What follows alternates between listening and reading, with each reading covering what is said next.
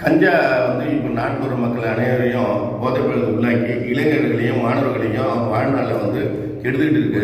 அதனால் எங்கள் கிராம பஞ்சாயத்து நம்ம கிராமம் முன்மாதிரியாக இந்த கஞ்சா ஒழிக்கிறதுக்கு முதன்மையாக இருக்கணும்னு பல வாரம் தீர்மானம் போட்டு கஞ்சா வழக்குகளில் ஈடுபடுற யாராக இருந்தாலும் அவங்க ஊரை விட்டு ஒதுக்கி வைக்கணும்னு சொல்லிட்டோம்.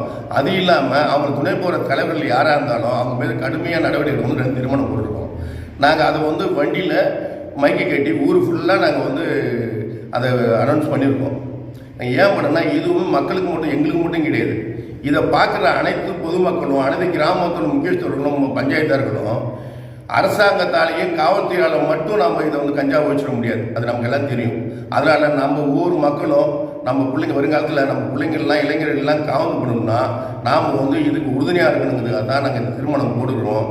அனைவரும் இதை பார்க்குற அனைவரும் ஒவ்வொருவரும் தமக்கையான இல்லாமல் இந்த கஞ்சா ஒழிக்கிறதுக்கு ஒவ்வொருத்தவங்களும் ஈடுபடணுங்கிறது தான் எங்களோட குறிக்கோள்.